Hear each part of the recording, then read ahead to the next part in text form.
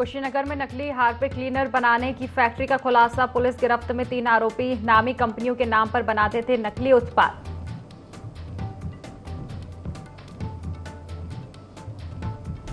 श्रावस्ती से सांसद राम शिरोमणि वर्मा और उनके भाई बसपा में निष्कासित पार्टी विरोधी गतिविधियों में शामिल होने का आरोप। जिला अध्यक्ष सुनील सावंत गौतम ने की कार्रवाई।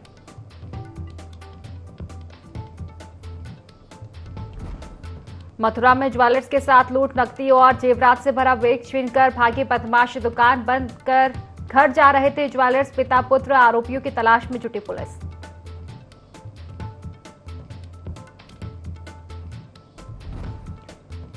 ललितपुर में भिड़े छात्रों के 2 गुट, सोशल मीडिया पर वीडियो वायरल। तालाबपुरा स्थित एक कोचिंग सेंटर के बाहर का बताया जा रहा वीडियो।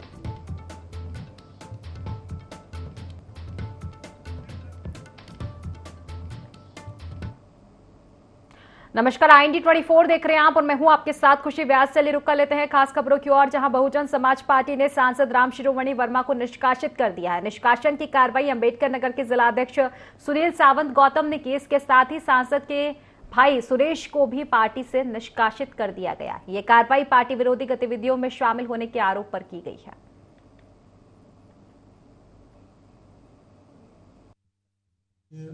मुझे इस बारे में कोई जानकारी नहीं थी और आप ही लोगों के माध्यम से मुझे जानकारी हुई है। ना तो बहुजन समाज पार्टी के किसी सीनियर लीडर, कोऑर्डिनेटर या कहीं माननीय बहन जी का इस तरीके मेरे पास कोई फ़ोन नहीं आया था और मुझे जानकारी भी नहीं थी कि किस तरीके से निष्कासन किया गया।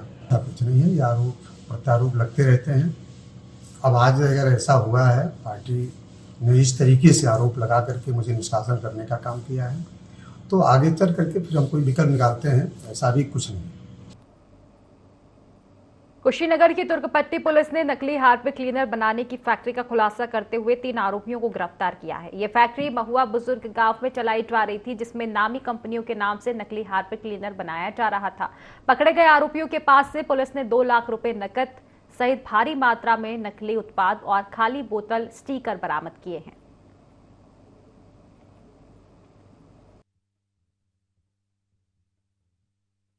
साइबर थाने की संयुक्त टीम को एक बड़ी सफलता मिली है। फर्जी घरेलू सामान, इसमें हार्पिक एवं डॉल्फिन के सामान इन्वॉल्व हैं, बनाने वाली एक फैक्ट्री का भांडाफोड़ किया है और इसमें 3 अभियुक्तों को गिरफ्तार किया गया है। यह लोग विभिन्न रॉ मटेरियल अलग जगह इकट्ठा करके फर्जी हार्पिक के पैकेटों में फर्जी स्टैम्प लगा के, फर्जी उनके स्टिकर लगा के यह सामान आसपास के जनपद में बेचा करते थे। थाना बिशनपुरा में पंजीकृत किया गया है। 420, 66, 67, 68, 71, 120 और कॉपीराइट एक्ट के अंतर्गत इनके पास से 2 लाख कैश, एक मैजिक वाहन जिसके थ्रू ये अपना सामान बेचा करते थे, अन्य सामान पकड़ा गया है। ये इनकी पूरी फैक्ट्री चलाते थे और इस फैक्ट्री का भांडाफोड़ हुआ। तो चलिए इसी के साथ खबरों में आगे बढ़ेंगे। ललितपुर से हम आपको खबर बता दें, जहां छात्रों के 2 गुट आपस में भिड़े हैं। आपसी विवाद के चलते छात्र भिड़े हैं। मारपीट का वीडियो सोशल मीडिया पर वायरल हो रहा है। तो तालाबपुरा स्थित एक कोचिंग सेंटर के बाहर का ये पूरा मामला बताया जा रहा है।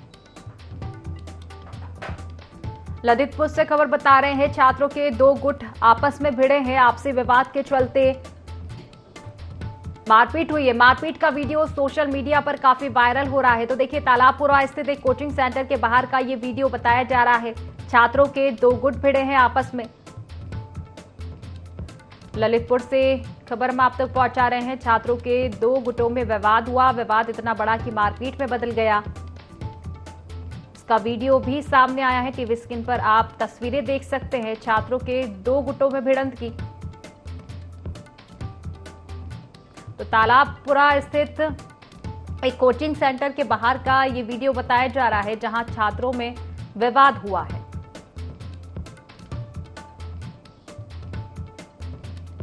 देखिए, सोशल मीडिया पे भी वायरल हो रहा है छात्रों के विवाद का वीडियो।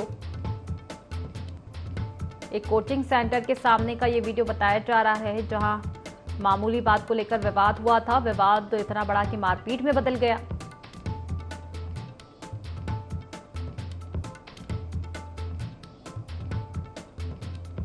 तो 2 गुटों के बीच मारपीट हुई है। तस्वीरें आप टीवी स्क्रीन पर देख सकते हैं। तालाबपुरा स्थित एक कोचिंग सेंटर के सामने का ये पूरा वीडियो बताया जा रहा है। पूरी घटना बताई जा रही है जहां छात्र आपस में लड़ते हुए नजर आए कोचिंग सेंटर के बाहर।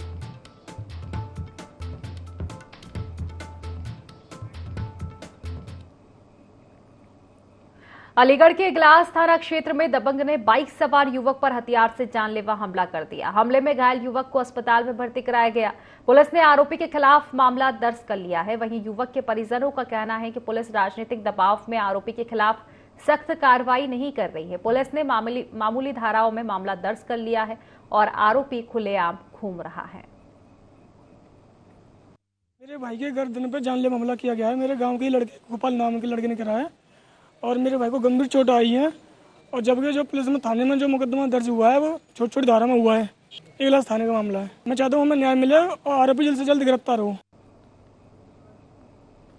पीलीभीत पुलिस ने डकैती डालने वाले गिरोह का पर्दाफाश किया। पुलिस ने गिरोह के 2 सदस्यों को गिरफ्तार किया है। बताया जा रहा है कि आरोपियों ने पूरनपुर क्षेत्र में दुकान में डकैती की वारदात को अंजाम दिया था।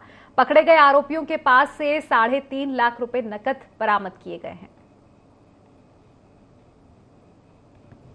30 जनवरी को शाम के समय पूरनपुर कस्बे के बाहरी इलाके में सुनील गुप्ता जी बैठे हुए हैं। उनके घर पर 5 लोगों ने मिलकर एक डकैती की घटना कारित की थी। तो उसमें हमें एक जगह से ये इनपुट प्राप्त हुआ कि इस प्रकार का एक गैंग है जो इसमें हो सकता है। उसी पर हम लोग लगे हुए थे। उसी क्रम में आज सुबह लगभग 1 बजे ये सूचना प्राप्त हुई कि इस प्रकार से वो जो घटना करने वाला गैंग है वो फिर से किसी इसी प्रकार की घटना को कारित करने के लिए या किसी अन्य कारण से वो इस क्षेत्र में फिर से एक्टिव हो सकता है। उस रास्ते पर चेकिंग करना शुरू किया तो जो गाड़ी आती दिखाई दी तो उसको जब रोकने का प्रयास किया गया तो उन्होंने जब पुलिस टीम पर फायर किया तो जवाबी जो कार्रवाई हुई उनको गिरफ्तार किया गया है। 3 अपराधियों का नाम हमारे पास आया है। उस पहले वेरीफाई करेंगे कि वही थे या नहीं थे। कहीं ऐसा तो नहीं कि ये दोनों लोग गुमराह करने का प्रयास कर रहे हैं।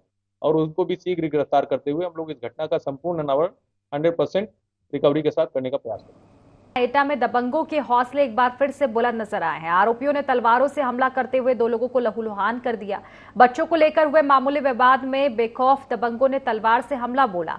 तलवार से हुए हमले में एक पीड़ित की उंगली कट गई और आपको बता दें कि एक का हाथ और सर में चोटें आई है। गंभीर हालत में एटा मेडिकल कॉलेज में इनको भर्ती कराया गया है। हालत गंभीर देखते हुए डॉक्टरों ने घायलों को हार्ट सेंटर रेफर किया है।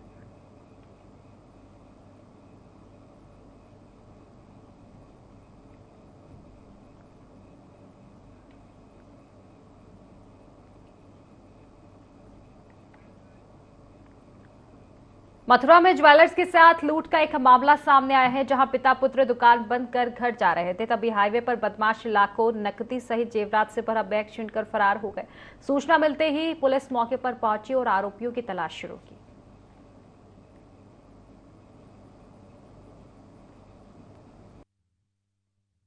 तीन बंदे बाइक पर सवार होके आए। उन्होंने हमारी बाइक में टक्कर मारी, हम पे बंदूक से वार किया, हवाई फायर किए उन्होंने और हमारा सारा सोना चांदी सब छुड़ा के लेके गए। 15 से 20 लाख रुपए, 2.5 लाख रुपए केस था। आज शाम 7:30 बजे के करीब एक सूचना मिली कि एक ज्वेलर मूलचंद ज्वेलर्स जिनका नाम है, उनके साथ एक हाईवे क्षेत्र में लूट की घटना हो गई, जिसके बारे में ये बताया जा रहा है कि लगभग 2 लाख रुपए उनसे कैश की लूट हुई है और कुछ ज्वेलरी गई है, जिसके संबंध में अभी उन्होंने विवरण नहीं दिया है। इस घटना के संबंध में हमारी कुल 8 से 10 टीमें लगी हुई हैं जो CCTV पर काम कर रही हैं। घटना का जल्दी ही सफल अनावरण किया जाएगा। कन्नौज से ठटिया थाना क्षेत्र के कौलेपुरवा प्राथमिक स्कूल का मामला सामने आया, जिसमें तख्ती गायब होने की शिकायत लेकर छात्र पहुंचे हैं। अध्यापक ने इस दौरान उनको थप्पड़ मारा, जिससे वह जमीन पर जा गिरे और उसका हाथ टूट गया। आपको बता दें कि छात्र की उम्र मात्र 7 वर्ष है, जो कक्षा 2 में पढ़ता है। छात्र के परिजन ने उसे इलाज के लिए मेडिकल कॉलेज में भर्ती कराया। साथ ही अध्यापक के खिलाफ पुलिस में शिकायत दर्ज की। बच्चा मेरा गांव में मतलब कौलेपुर में स्कूल है सरकारी, तो उसी में मतलब पढ़ता था। तो सुबह बिना मास्टर ने डपटी झाड़ू बच्चे को मतलब ऐसे उठाया और झंडा फेंक दिया। मैं आए, मतलब खबर मेरे को मिली, हम तो तेरवाते काम करते थे, मेरे को खबर मिली, हम घर पे पहुंचे। घर पे देखा तो बच्चा बेहोश पड़ा था, फिर उठा के हम मेडिकल कॉलेज लेके आए। मेडिकल कॉलेज में ये बताया कि हड्डी मतलब टूटी है, ऑपरेशन होगा। कानपुर के कल्याणपुर बगिया क्रॉसिंग पर शराब पीकर युवती ने हाई वोल्टेज ड्रामा किया। शराब पीकर मारुति कार चला रहे कार चालक को रोका। कल्याणपुर की बगिया क्रॉसिंग पर तैनात टीआई अंबिका सिंह को ये भारी पड़ गया। गाड़ी पर सवार 3 युवक और एक युवती जो नशे में चूर होकर पुलिस अधिकारी को भद्दी भद्दी गालियां देते हुए थप्पड़ मारने की धमकी दे रहे हैं।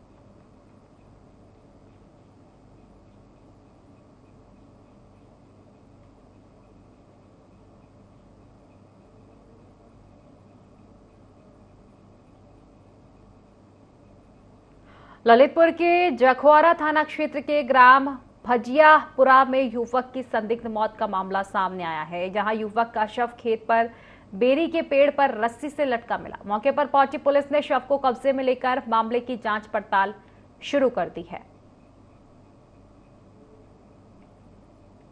तो देखिए, युवक की संदिग्ध परिस्थिति में मौत का मामला सामने आया है। युवक का शव एक पेड़ पर लटका हुआ मिला।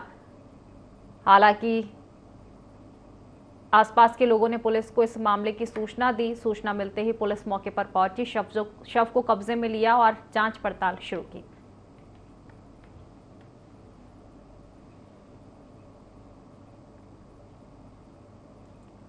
तो ललितपुर से पूरा मामला सामने आ रहा है। एक युवक का शव पेड़ पर लटका मिला है। जखवारा थाना क्षेत्र का दरअसल पूरा मामला सामने आ रहा है। फांसी के फंदे पर बेरी के पेड़ पर एक युवक का शव लटकता मिला। आसपास के लोगों ने जब इसको देखा तो पूरी जानकारी पुलिस को दी। जैसे ही सूचना पुलिस को मिली, पुलिस भी मौके पर पहुंची और मामले में जांच पड़ताल शुरू कर दी गई है।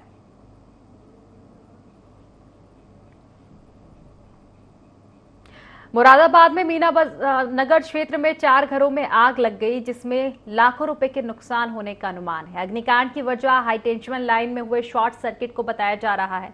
रहवासियों का कहना है कि हाईटेंशन लाइन से आए दिन हादसे होते रहते हैं। इसकी शिकायत भी जिम्मेदारों को की गई है, लेकिन कोई कार्रवाई मामले में नहीं हुई है।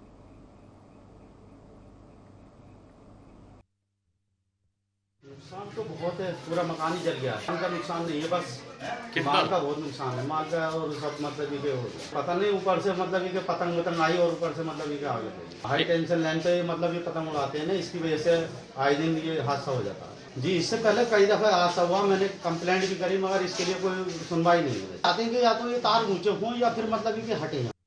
तो देखिए, हाई टेंशन लाइन से आए दिन हादसे होते रहते हैं। मीना नगर क्षेत्र से अग्निकांड का मामला सामने आया, जिसमें हाई टेंशन लाइन के चलते शॉर्ट सर्किट हुआ और आग लग गई। रहवासियों ने एक बार फिर से इसकी शिकायत की है। बताया जा रहा है कि रहवासी बार बार शिकायत करते हैं कि हाई टेंशन लाइन से आए दिन हादसे होते हैं, लेकिन किसी भी तरह की कार्रवाई मामले में नहीं की जाती है। उसी के परिणाम स्वरूप एक बार फिर से आगजनी की घटना सामने आई।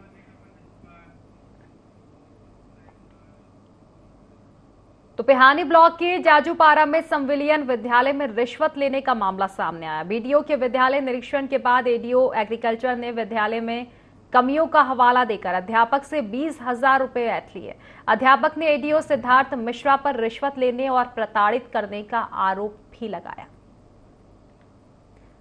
तो देखिए, रिश्वत लेने का मामला सामने आया है। पिहानी ब्लॉक के जाजूपारा का ये पूरा मामला बताया जा रहा है, जहां संविलियन विद्यालय में रिश्वत लेने का मामला सामने आया। बीडीओ के विद्यालय निरीक्षण के बाद एडीओ एग्रीकल्चर ने विद्यालय में कमियों का हवाला देकर अध्यापक से 20,000 रुपए ऐंठे।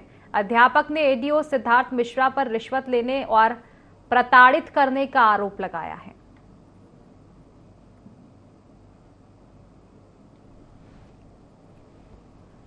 तो देखिए, एडीओ ने रिश्वत ली थी और अध्यापक ने इसकी शिकायत की है। दरअसल स्कूल के निरीक्षण के लिए एडीओ पहुंचे थे, जहां पर कमियां पाई गई स्कूल में, और इसी कमी का हवाला देकर अध्यापक से 20,000 रुपए ऐंठे एडीओ ने। इसके बाद अध्यापक ने पूरे मामले की शिकायत की है। एडीओ पर रिश्वत लेने समेत प्रताड़ित करने का आरोप लगाया है। तो फिलहाल मामले में जांच पड़ताल शुरू हो चुकी है।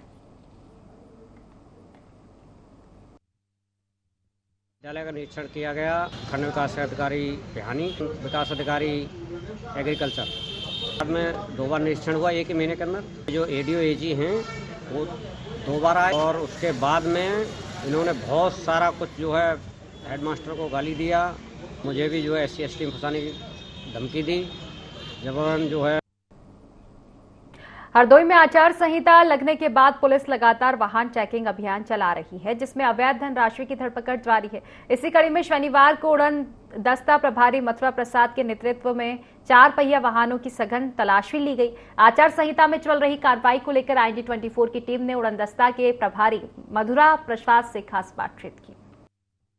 आचार संहिता लगने के बाद में लगातार लोकसभा चुनाव को लेकर अगर बात की जाए तो उड़न दस्ता की टीमें लगातार मुस्तैद हो चुकी हैं। ऐसे में वाहनों में अगर देखा जाए कि अवैध तरीके से जो धनराशि होती है वो जो ले जाई जाती है, तो इस समय उड़न दस्ता के माध्यम से यहाँ पे वाहनों में धरपकड़ जारी है, तलाशी जारी है। हम इस समय मौजूद हैं हरदोई की सदरपुर में। हमारे साथ में उड़न दस्ता की टीम मथुरा प्रसाद जी भी प्रभारी हैं जो मौजूद हैं। तो लगातार आप देख रहे हैं किस तरह से, कैमरामैन से कहूंगा कि चेकिंग किस तरह से की जा रही है।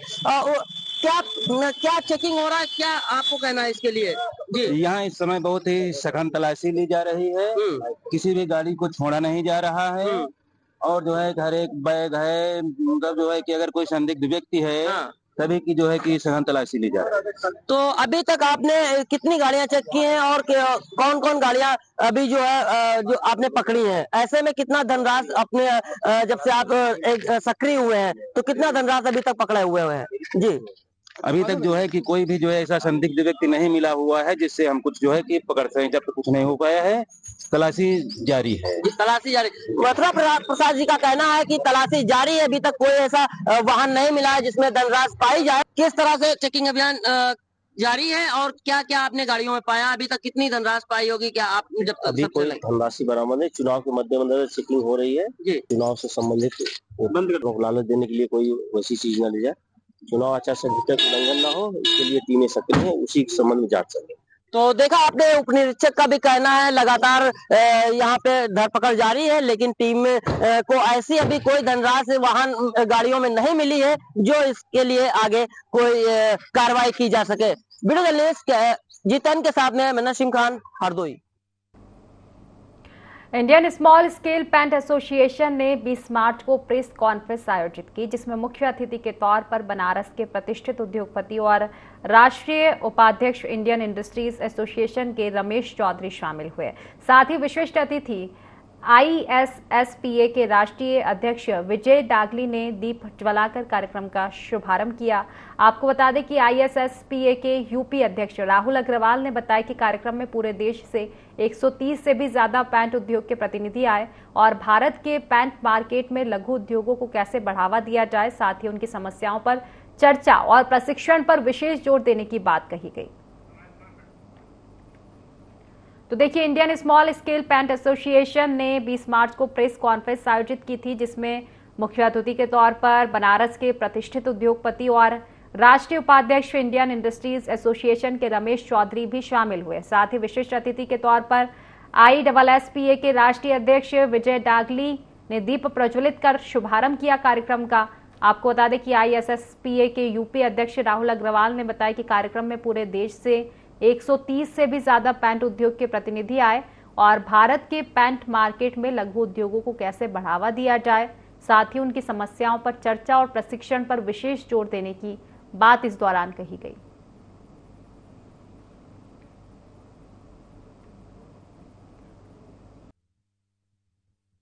एक दूसरे से और उसके कोई ना कोई सॉल्यूशंस निकाल के लाएं। आज की डेट में जितने भी स्मॉल स्केल मैन्युफैक्चरर्स हैं उनकी सबकी अपनी अपनी व्यक्तिगत समस्याएं जरूर हैं, बट कुछ कॉमन समस्याएं हैं जिसको हम एक प्लेटफॉर्म के तहत डिस्कस करके उनका एक सोल्यूशन निकाल सकते हैं। उसमें हम लोग अलग अलग तरीके के प्रशिक्षण देते हैं, उनको नए नए टेक्नोलॉजीज के बारे में समझाते हैं और कई सारे ट्रेनिंग कोर्सेज हैं जो इंडिविजुअली हर एक आदमी ना तो टाइम निकाल पाता है ना ही उसको अफोर्ड कर सकता है। वो हम लोग एक प्लेटफॉर्म और उसके माध्यम से हम उनको सबको एक ग्रुप से लेकर के आते हैं। पीलीभीत पुलिस ने डकैती डालने वाले गिरोह का पर्दाफाश किया। पुलिस ने गिरोह के 2 सदस्यों को गिरफ्तार किया। बताया जा रहा है कि आरोपियों ने पुरनपुर क्षेत्र में दुकान में डकैती की वारदात को अंजाम दिया था। पकड़े गए आरोपियों के पास से 3.5 लाख रुपए नकद भी बरामद किए हैं। तो देखिए, पुलिस ने बड़ी कार्रवाई को अंजाम दिया है। पीलीभीत में डकैती डालने वाले गिरोह का पर्दाफाश किया। गिरोह के 2 सदस्यों को गिरफ्तार किया है। आरोपियों ने पूरनपुर क्षेत्र में दुकान में डकैती की वारदात को अंजाम दिया था और इसकी सूचना के बाद पुलिस ने कार्रवाई को अंजाम दिया। 30 जनवरी को शाम के समय पूरनपुर कस्बे के बाहरी इलाके में सुनील गुप्ता जी बैठे हुए हैं। उनके घर पर 5 लोगों ने मिलकर एक डकैती की घटना कारित की थी। तो उसमें हमें एक जगह से ये इनपुट प्राप्त हुआ कि इस प्रकार का एक गैंग है जो इसमें हो सकता है। उसी पर हम लोग लगे हुए थे। उसी क्रम में आज सुबह लगभग 1 बजे ये सूचना प्राप्त हुई कि इस प्रकार से वो जो घटना करने वाला गैंग है वो फिर से किसी इसी प्रकार की घटना को कारित करने के लिए या किसी अन्य कारण से वो इस क्षेत्र में फिर से एक्टिव हो सकता है। उस रास्ते पर चेकिंग करना शुरू किया तो जो गाड़ी आती दिखाई दी तो उसको जब रोकने का प्रयास किया गया तो उन्होंने जब पुलिस टीम पर फायर किया तो जवाबी जो कार्रवाई हुई उनको गिरफ्तार किया गया है। 3 अपराधियों का नाम हमारे पास आया है। उस पहले वेरीफाई करेंगे कि वही थे या नहीं थे, कहीं ऐसा तो नहीं कि ये दोनों लोग गुमराह करने का प्रयास कर रहे हैं, और उनको भी शीघ्र गिरफ्तार करते हुए हम लोग इस घटना का संपूर्ण अनावरण 100% रिकवरी के साथ करने का प्रयास करेंगे। फिलहाल की खास खबरों में बस इतना ही। आप बने रहिए IND24 के साथ। नमस्कार।